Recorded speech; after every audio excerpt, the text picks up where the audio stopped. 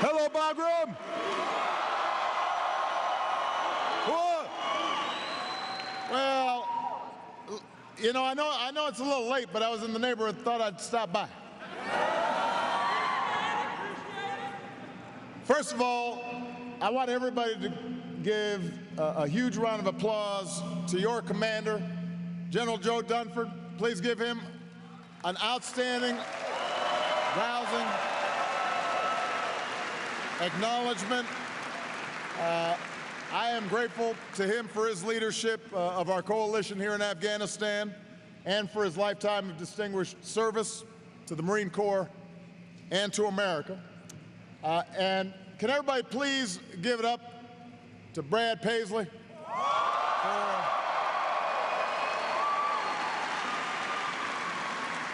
Now, I want to say this about Brad. First of all, he's a great supporter of our troops, a great supporter of your families. 2 years ago, we had him at the White House to perform for troops and military families during the 4th of July celebration. Him coming here today was not easy. He had just started a tour, and he had to juggle a lot of stuff and had to try to figure out how to explain it to people without explaining it to people. His wife and 2 young sons and promoters and agents, and without going into the details, this was a big sacrifice for him. And he did it because he cares so deeply about you. So I'm so grateful to him. I want to make clear, though, I will not be singing. So, oh, you really want me to sing, huh? No. But I do want to just say to Brad, thank you so much for doing this. I want to acknowledge our outstanding ambassador, Jim Cunningham, who's here with his lovely wife. And Jim leads an incredible team of civilians at our embassy and across this country. They are also making sacrifices, also away from their families, oftentimes themselves at risk as they serve. I know those of you in uniform couldn't do your jobs without these Americans as your partners, so we salute the dedicated service of all the civilians who are here, led by Jim Cunningham. Give them a big round of applause.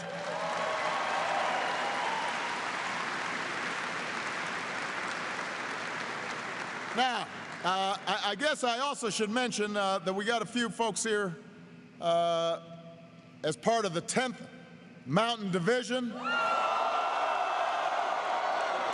Climb to glory. We got the 455th Air Wing in the house.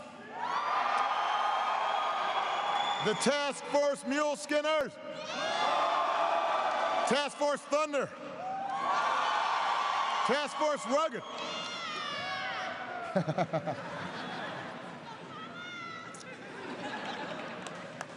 To all of you, I'm here on a single mission, and that is to thank you for your extraordinary service. I thank you as your commander-in-chief because you inspire me.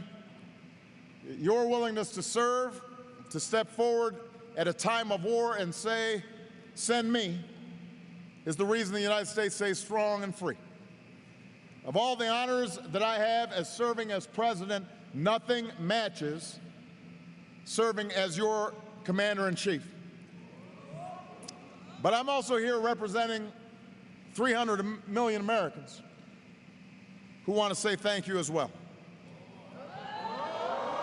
You know, I know sometimes when you're over here, away from home, away from family, you may not truly absorb how much the folks back home are thinking about you. So I just want you to know, when it comes to supporting you and your families, the American people stand united. We support you. We are proud of you. We stand in awe of your service. And you can see it in American actions every single day. You see it in the kids across America who send you all those care packages and all those Girl Scout cookies. Those were pretty popular, huh? You like those cookies, huh? All right. I'll bet you'll get some more now. You see it in the neighbors and the coworkers who volunteer to help your moms and dads and wives and husbands and sons and daughters at school and on their sports teams. You see it at the airports when you return stateside, all the folks standing up, applauding, lining up to shake your hand and welcoming you home. You see it when entire stadiums get to their feet to salute our troops and our veterans. Just the other day, I welcomed the Super Bowl champion Seattle Seahawks. And listen, I'm a Bears fan, but the one thing that I saw, and I've seen in every sports team that comes to the White House, is the work that they do, visiting Walter Reed, Bethesda, doing work with military families. In fact, to help announce their draft picks this month, the Seattle Seahawks selected Jeff Baker, who's a Seahawks fan, but also a veteran of Iraq and Afghanistan and a proud sergeant in the U.S. Army, to make that draft pick. Because they wanted to send a signal that we love our sports, we love our football, that's fun and games, but this is the competition that counts. And these are the real heroes. You see America's gratitude every time I present a veteran of Afghanistan with our nation's highest military decoration, the Medal of Honor. We bestow that medal on an individual, but every time that we bestow that medal, whoever is the recipient says he accepts it on behalf of the whole team and everybody who wears the uniform of the American Armed Forces. And when those citations are read, Americans all across the country stop and they listen. And they're stirred by the sacrifices you render for each other and for all of us. So I'm here to say thank you. And I'm here to say how proud I am of you. And I'm here to say how proud I am of your families. Because in some ways, in ways large and small, they're sacrificing just like you are. But I'm also here because after more than a decade of war, we're at a pivotal moment. You know, last year marked a major milestone. For the first time, Afghan forces took the lead to secure their own country. And today, you're in a support role, helping to train and assist Afghan forces. For many of you, this will be your last tour in Afghanistan. And by the end of this year, the transition will be complete, and Afghans will take full responsibility for their security, and our combat mission will be over. America's war in Afghanistan will come to a responsible end.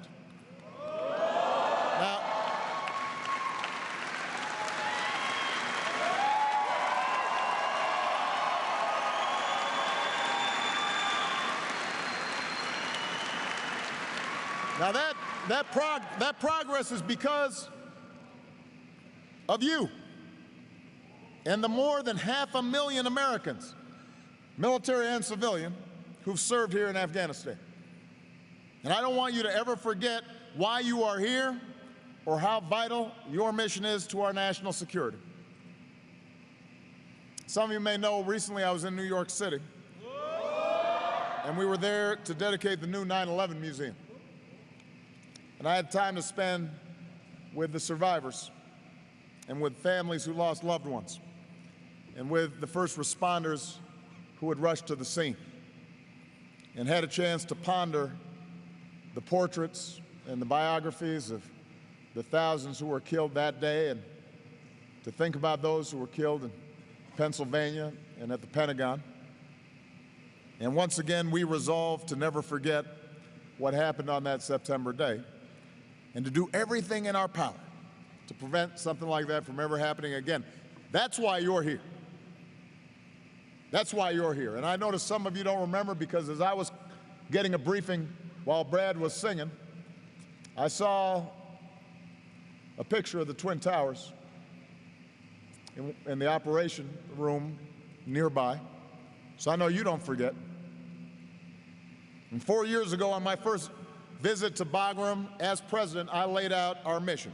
And General Dunford and Ambassador Cunningham just gave me a briefing on your progress, and today every single one of you, everybody who has served here, and all the members of our coalition can be proud because you are completing our mission. You're completing the mission. We said that we were going to deny al-Qaeda safe haven, and since then we have decimated the al-Qaeda's leadership in the tribal regions, and our troops here at Bagram have played a central role in supporting our counterterrorism operations, including the one that delivered justice to Osama bin Laden. So, along with our intelligence personnel, you've helped prevent attacks and save American lives back home. Al-Qaeda is on its heels in this part of the world, and that's because of you. We said that we were going to reverse the Taliban's momentum, and so you went on the offensive, driving the Taliban out of its strongholds. Look, everybody knows Afghanistan is still a very dangerous place. Insurgents still launch cowardly attacks against innocent civilians. But just look at the progress that you've made possible.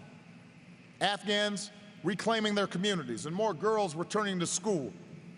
Dramatic improvements in public health and life expectancy and literacy. That's your legacy. That's what you did. Even with all the challenges, more Afghans have hope for their future, and so much of that is because of you.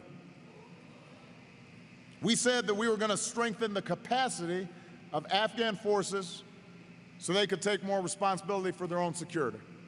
So you've been training Afghan forces and building Afghan forces up. And we know they've still got a long way to go, but for nearly a year, Afghans have been in the lead, and they're making enormous sacrifices. You look at the casualties they're taking on. They are willing to fight. Afghan forces are growing stronger. Afghans are proud to be defending their own country. And that, again, so much of that is because of you. Think about last month's election. Despite all the threats from the Taliban, the Afghan people refused to be terrorized. They registered to vote. Afghan security forces secured thousands of polling places. Then millions of Afghans lined up to cast their ballot. And next month's runoff will be another step toward the first democratic transfer of power in the history of this nation.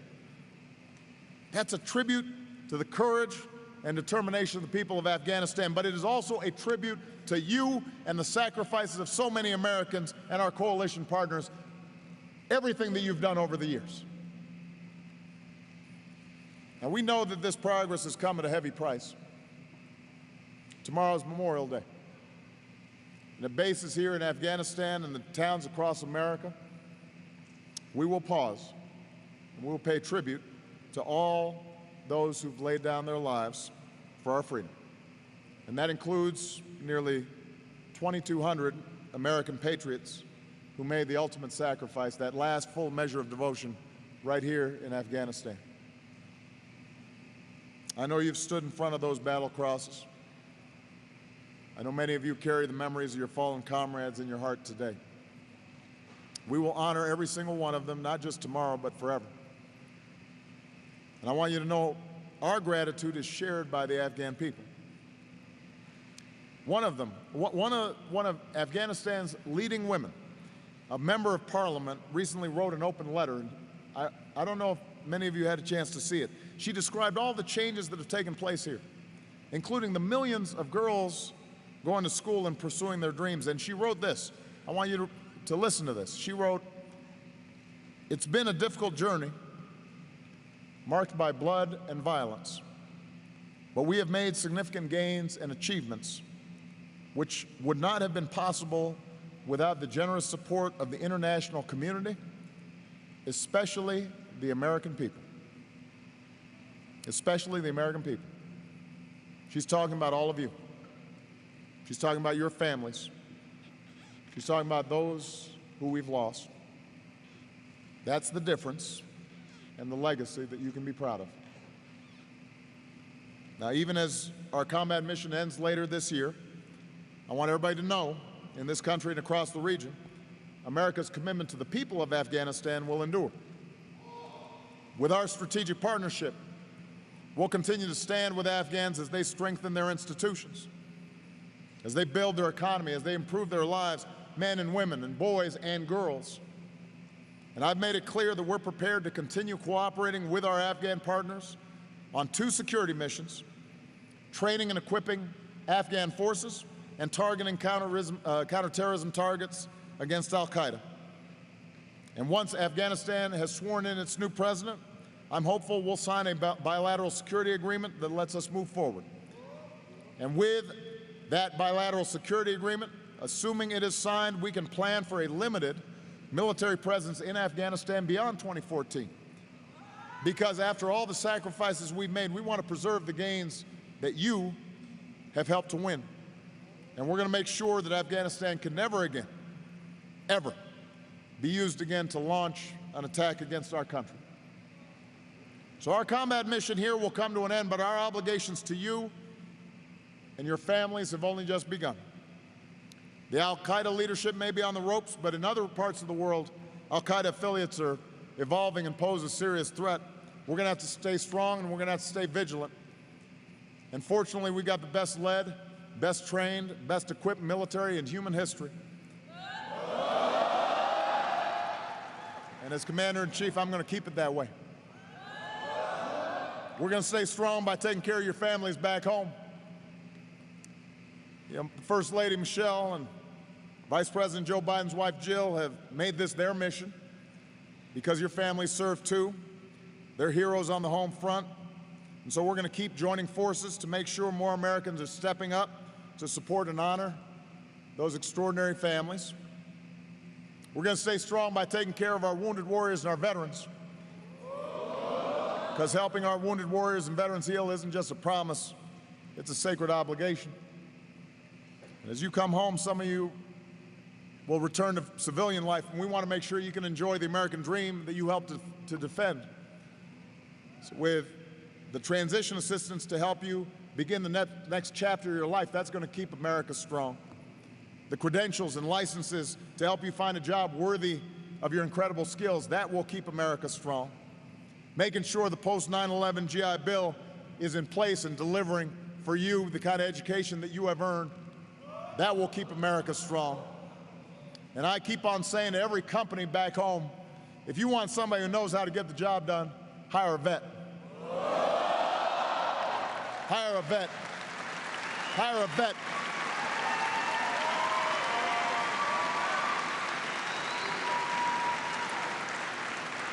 Because like generations before you, we need you to help us write the next great chapter in the American story. And I know you'll do that because I've seen the character of your service, and I know the strength of our country. Going back to New York and thinking about that tragedy 12 years ago, in those awful moments after the Twin Towers fell, as the wreckage was still burning, those at the scenes were desperately looking for survivors. One of those searching was a detective at the NYPD. And as he climbed through the debris, he spotted something in the rubble. It was a flag. It was torn up, parts of it were burned, but it was still intact. And today that flag is at the 9/11 Museum. It's dusty and it's torn, and you can see the burn marks from the fires. That flag's been through a lot. But the thing you notice is its broad stripes and bright stars still shine. Its red, white, and blue still inspire. After all it's been through, after all America's been through, our flag is still there. And our flag is still there because when our nation was attacked, a generation, this generation, the 9/11 generation, stepped up and said, "Send me." Our flag's still there because you've served with honor in dusty villages and city streets and in rugged bases and remote outposts, in Helmand and Kandahar and Khost and Kunar and Patika and Nuristan. Our flag is still there because through this long war, you never wavered in your belief that people deserve to live free from fear, over here and back home. Our flag will always be there because the freedom and liberty it represents to the world will always be defended by patriots like you. So I'm here to say thank you. I'm here to say I'm proud of you. The American people are proud of you. God bless you. God bless the United States Armed Forces. And God bless our United States of America. Thank you very much, everybody.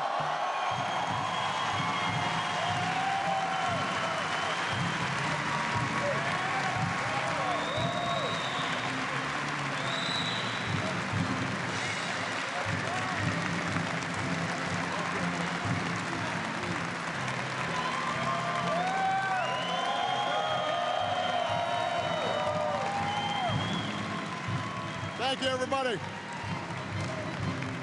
Now I'm going to shake every single hand in here.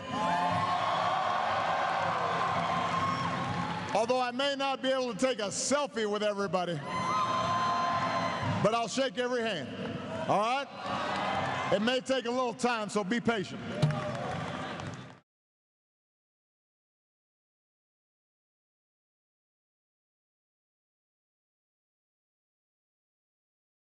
And he did it because he cares so deeply about you. So I'm so grateful to him. I want to make clear, though, I will not be singing.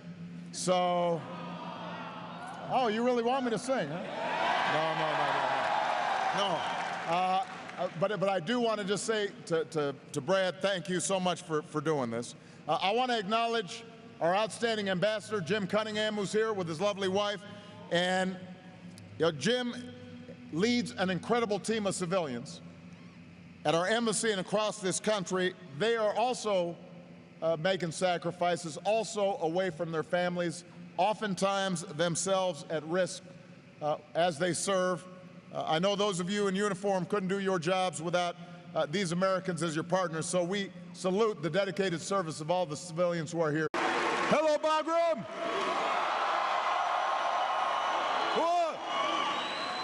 Well, you know, I know it's a little late, but I was in the neighborhood, thought I'd stop by.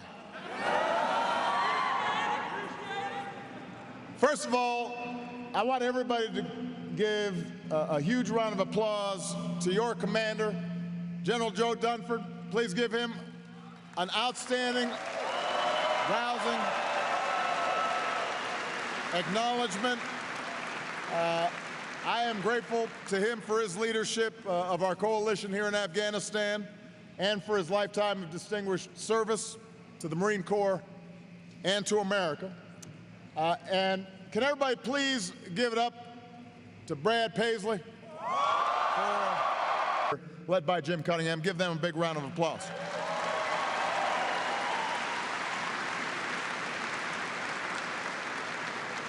Now, I guess I also should mention that we got a few folks here as part of the 10th Mountain Division. Climb to glory. We got the 455th Air Wing in the house. The Task Force Mule Skinners. Task Force Thunder. Task Force Rugged.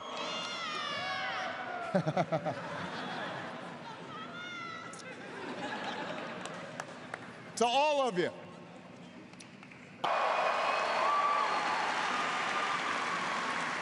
now, I want to say this about Brad. First of all, he's a great supporter of our troops, a great supporter of your families. 2 years ago, we had him at the White House to perform for troops and military families during the 4th of July celebration. Him coming here today was not easy. He had just started a tour, and he had to juggle a lot of stuff and had to try to figure out how to explain it to people without explaining it to people. His wife and 2 young sons and promoters and agents, and without going into the details, this was a big sacrifice for him. I'm here on a single mission, and that is to thank you for your extraordinary service. I thank you as your Commander-in-Chief because you inspire me. Your willingness to serve, to step forward at a time of war and say, "Send me," is the reason the United States stays strong and free. Of all the honors that I have as serving as President, nothing matches serving as your Commander-in-Chief. But I'm also here representing 300 million Americans who want to say thank you as well. You know, I know sometimes when you're over here, away from home, away from family,